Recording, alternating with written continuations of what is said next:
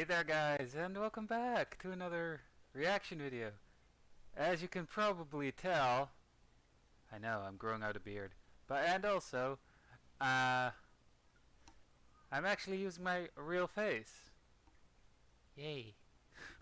Or for those of you who think I look absolutely horrible. Yuck. Anyway, today we'll actually be reacting to the Backrooms first 12 levels, apparently. This was suggested by my buddy, Twisted Nightmare Gaming, and he also gave the suggestion that I should probably react to this with my actual face. So if you're that disgusted with my looks, you could just say how dare you or something to him, but don't you know, don't be angry at him too much.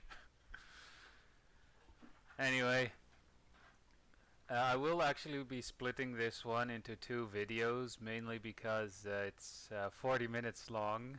So around the halfway mark, I'll actually end the video there, and then also obviously continue recording the next part of it as well. Anyway, without further ado, or adieu, or however you say that, let's first play and see what's gonna happen, shall we? And yes, I'm literally trying to grow a beard, which is why I haven't shaved for like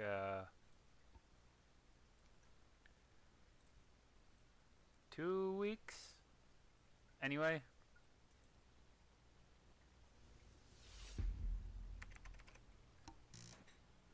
So, you've just no-clipped into the back rooms, and you're wondering where you are.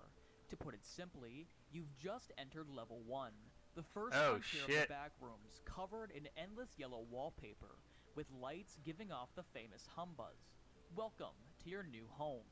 Level 1 scores a 1 on difficulty, 0 on entity count, and 1 on the chaos gradient, giving it a score of .667 on the Bastet-Fraser index.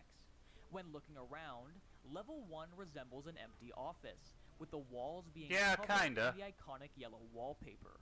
And when looking up, I thought the office wallpaper would be white. Red liquid dripping from the ceiling, causing the floors to be uncomfortably moist.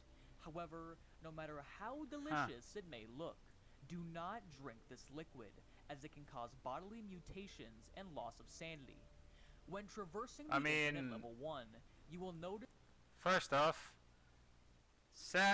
loss of sanity, probably for some people not that big of an issue, because some people are crazy already.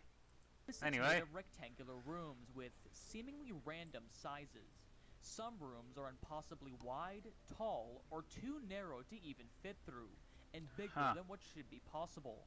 On top of this, some sections of level 1 are very damaged, with chunks of the wall on the floor, usually from a pickaxe, although claw marks have been seen. The support beams are usually torn and broken with signs of stretching, and the wallpaper can appear to droop because of the water damage, or can be completely torn off outright. If you ever get tired of the mono yellow floor you're on, well, great news! There are an infinite number of other mono yellow floors to choose from, each separated by about 20 meters. These other floors can be accessed by climbing massive cylinder shafts with steel-plated walls, usually found every few hundred rooms, behind thick steel doors. These doors can be pried open with a crowbar or other similar tool. Once inside these shafts, you'll feel a constant warm, damp breeze, and notice the vents lining the shaft, puffing out carpet fluff, with an unknown liquid leaking out. Sets of blue lights also line the shaft, giving it a faint blue glow. How comforting. When attempting to reach other floors for whatever reason, for example, escaping an entity, remember what floor you're on, since every floor looks exactly the same.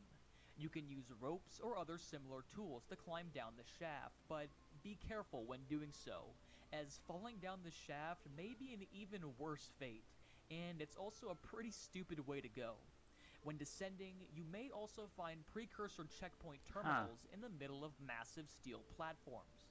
Moving back to the Yellow Insanity, fluorescent lights are commonly found in level 1, with a constant loud hum buzz coming from them. These lights can Alright. also be found broken, with shards of glass on the carpet with the wires and light bulbs still hanging.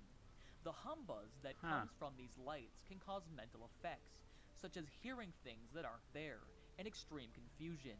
If you ever begin to feel these effects, hiding in the previously mentioned shafts will stop the symptoms, as the hum buzz cannot be heard when inside. An important thing to note is Huh. that inside level 1, objects don't appear very often, which can lead to dehydration and starvation, so it's very important to pack supplies when going into it. However, in your case, you've just no-clipped in, so best of luck to you. Dead Well, fuck bodies you too. also disappear from where they died, and it's unknown where they go. However, despite all of this terror and gruesomeness, many colonies It can claim get level 1 as their worse. home, starting off with the UNCB, or the United Nations and Colonies of the Backrooms Outpost Cockney, with a population of around 100 people, which is a Huh. collection of doored-off rooms to prevent accidental entry.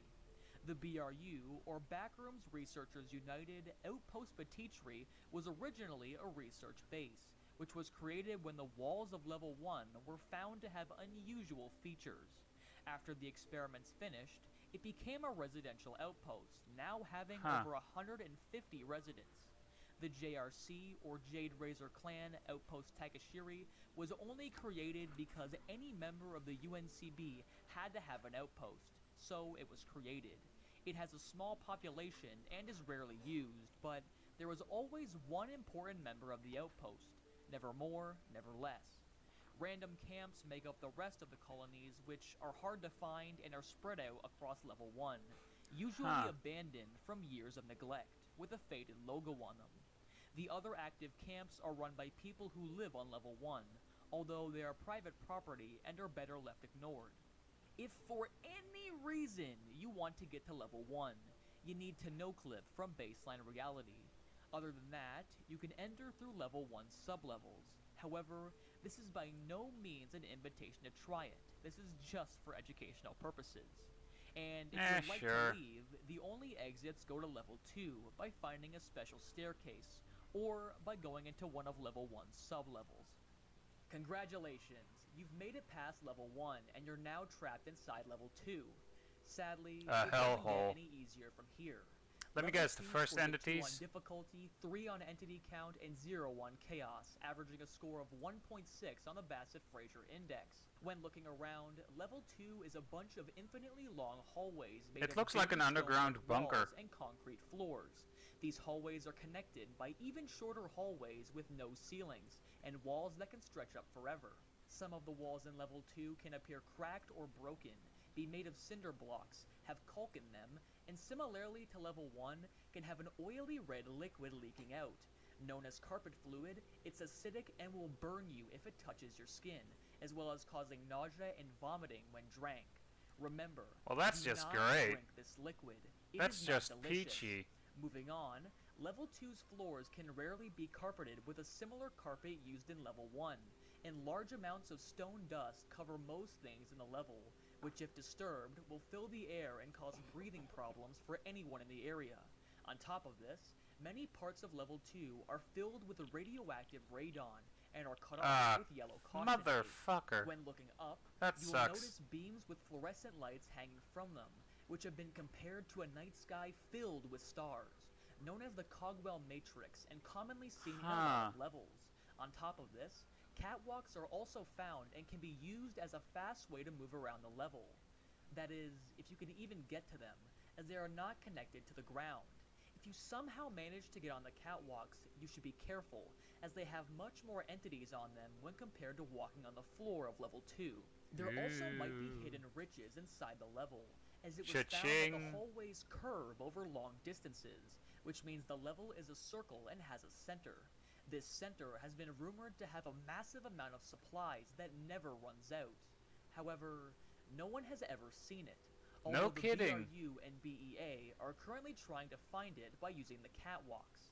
Speaking of groups, a few big ones reside on level 2, starting off with the CGS, or Cult of the Golden Sword, Outpost Colby, a group of around 50 treasure-hunting citizens on a quest for riches, made because of the rule Cult of that the any Golden Sword. UNCB group has to have an outpost.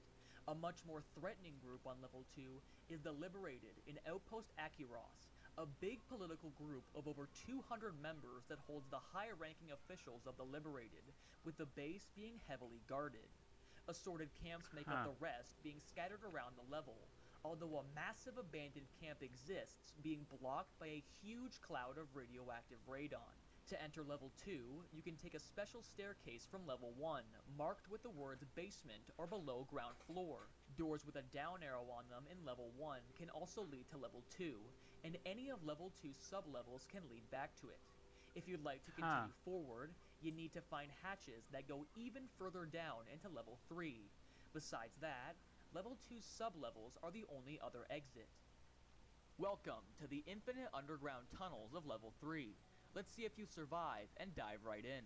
Level 3 scores a 3 on difficulty, 2 on entity count, and 1 on chaos, averaging to 2 on the Bassett-Fraser index. Level 3 is an infinite collection of service tunnels located about 20 miles underground, with the halls being narrow and cut right out of the rock using tunnel boring machines. These machines connect to drills and processing facilities, moving power, coolant, and occasionally molten magma. The level goes up forever, but only so far downwards, although the machines are constantly making the level deeper as time goes on. Vacuum-sealed doors can also be found, and always in rows of 2. However, it's advised to not open 2 doors at the same time, as it can cause a huge amount of wind, with the area between 2 doors being filled with a deadly fungus. Level 3 is also filled with pipes moving various liquids, although it's usually an anomalous coolant that keeps the tunnels at safe temperatures, as without it, the tunnels would be boiling hot. It's also advised not to touch the pipes for pretty obvious reasons.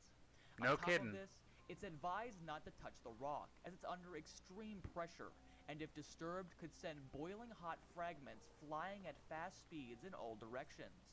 On top of this, the temperature difference between the walls and pipes can create dangerous weather, such as dust storms strong enough to throw people around. It's also highly advised to pick up supplies from earlier levels, since none can be found here. Due to the dangers of this level, no communities are set up, so best of luck. If you'd like to enter, you need to go down hatches found in level 2, and any of level 3's sublevels lead back to it. To continue forward, going through a service door with the drill shafts will lead to level 4. The only other exits are level 3's sublevels. Alright, level 4. Whew, this one's a doozy. Level 4 scores a 5 on difficulty, a 1 on entity count, and 5 on chaos, averaging to 3.6 on the Bassett-Fraser index. Level 4 is a series of maintenance corridors made of concrete, with ceilings lined with fluorescent lights. These corridors are filled with highly dangerous electric and fire hazards, such as large pools of water that are electrified, and exposed wires without insulation. Offices can also be found throughout level 4 that contain highly valuable food and electronics. However, these offices are found rarely and are usually trapped. So, this is just a joke here, so these offices could contain, like, the PS5, right?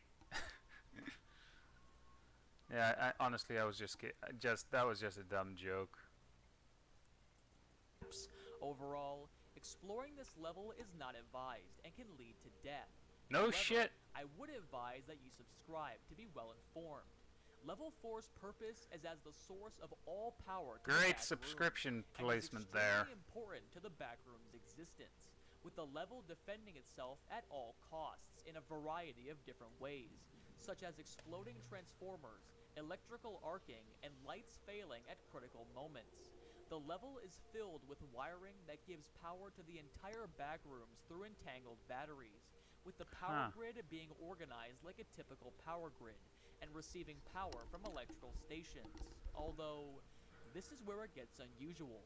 No kidding. These electrical stations get their power from bigger and bigger stations, like a fractal that just keeps growing forever.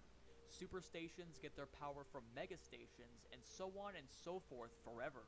It's also Huh. theorized that by taking out a large enough station, you can make entire levels lose power. No communities are able to exist in level 4 due to its dangers. Best of luck, as you Yeah, will no certainly need shit. it. You can enter through service doors in level 3, or by taking an elevator in level 13. Level 4 sublevels also lead back to it. To continue forward, you have to stay inside one of level 4's offices for around 24 hours, after which you will be taken to level 5. The only other exits are level 4 sublevels. Level 5. Let's dive right in. Now that Level looks like an 5 scores a abandoned 1 on office. difficulty, 0 on entity count, and 3 on chaos, averaging to 1.3 on the Bassett-Fraser index. Level 5 is an infinite empty office in a constant thunderstorm. All the lights are off, with the only light coming from the windows present in every room, which should be impossible, and is one of the many unusual features of level 5. Real quick. This this particular level, I have to say, this is probably, if I were to get stuck here, where I would actually make camp, you know? Although I haven't heard enough information yet, so probably later they'll say, yeah, probably a very bad idea. Other examples are hallways that cross without intersecting, and rooms that share the same space. Huh? On top of this, rooms are commonly flooded, however unusually can't flood other rooms, and level 5 changes seasons every 10 years, and is expected to change seasons in 7 years. The outside of level 5 is an infinite void only containing the constant thunderstorm, and both the clouds and rain of the thunderstorm are made of almond water, which makes almond water very easy to obtain inside level 5 by simply opening up a window. The storm itself is the main danger of level 5, as it can become violent and destroy entire rooms. Opening a door to one of these rooms will reveal a torn off section of the building and expose the inside to the violent storms, so don't do that. It's also worth noting that destroyed rooms do regenerate, however it takes several days to complete. Level 5 is devoid of entities, which makes it easy to explore, and typical office supplies, decorations, and machines can also be found. Hey, a computer. Source of supplies. Obvious. That means I would totally be happy there. You know, you might, you may, what was I about to say here? Yeah, you never know. Maybe you'll actually find a high-end gaming PC there. Just saying. Obviously, due to the safety of level 5, many colonies reside on it, starting with the UNCB outpost Hartkirch, which serves as a resting point for wanderers before entering the Gauntlet that is levels 6 through 9, and has a population of around 200 people, since some wanderers just choose to stay on level 5. The Liberated are back again in Outpost Monorush, which was established to expand the group's reach since level 5 is a common resting point, and since establishment, the Liberated have seen a massive increase in new citizens. Assorted camps make up the rest and are easy to find and also often abandoned.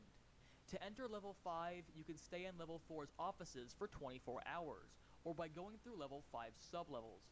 To exit, you can go through a fancy hotel door to enter level 6, or through level 5 sublevels.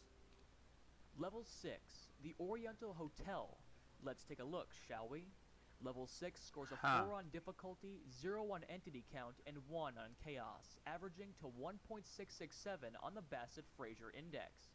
Level 6 is a finite hotel in the Oriental style, and no matter Looks nice what, though. you will always enter level 6 alone, even if you enter with a group. Meals will appear in the dining area in the morning, noon, and evening, along with beds remaking themselves, and music playing in the ballroom, which when listened to for long periods of time will cause memory loss. Level 6 also has strange effects on objects, with modern technology being impossible to use, and drinking almond water will cause hallucinations and temporary paranoia, so it's recommended to get through level 6 without objects. However, despite having no entities, a tall cephalopod-like being is seen in paintings, vases, stained glass, etc., and when not looked at, These objects will change to show the beast closer to your location. If the beast is depicted in the same room you're in, you'll have a strong feeling of being watched and a powerful urge to run away. The beast is commonly depicted around the boiler room, guarding the exit to the level. On top of this, Level 6 drives wanderers insane through isolation and pure terror, and has detrimental effects on sanity. Level 6 is broken up into 4 different areas, starting with the lobby, which contains mostly empty hotel rooms with mild decoration and furniture, with strange objects from the 1920s through 40s in the closets. The beast is not common here, and 2 elevator doors can be found. However, the doors are melted together, making them unusable. The diner is a large room near the entrance that contains Also, 12 were those tables, a doors salad made bar, out of and a solid dessert gold? table that changes food 3 times a day, as stated previously. Ooh. The ballroom is a large room at the end of the hallway that has 24 headless mannequins that give an eerie sense of being watched. 1940s ballroom music is always playing that causes mental deterioration and permanent memory loss if listened to for a long time. And finally, the boiler room is an infinite area outside the hotel filled with pipes, vents, and boilers, obviously. It's mostly cramped passages with low-hanging pipes, with the floor being iron grating, and the only light coming from the fire in the boilers. Water leaks from the ceiling causes steam to rise that can cause injury, so staying in the boiler room for long times is not recommended. Yeah, no kidding. Since you can only find yourself in level 6, colonies are impossible to form. To enter, you can go through fancy hotel doors in level 5 or one of level 6's sublevels. To exit, you could go through shadows in the boiler room that lead to level 7, with the only other exits being level 6's sublevels. Wow, conveniently timed for the ad, but yeah, this is.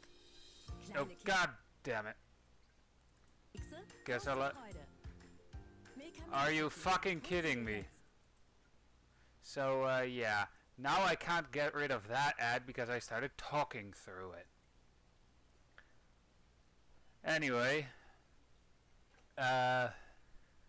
honestly, that is the most insane thing. The ads. Anyway, this is where I'll be ending the first part. So, hope you enjoyed, and I'll see you in the next video of whatever I'll be making. Obviously, I'll be recording part 2 of this right after I finish this, for obvious reasons. So, yeah. Bye!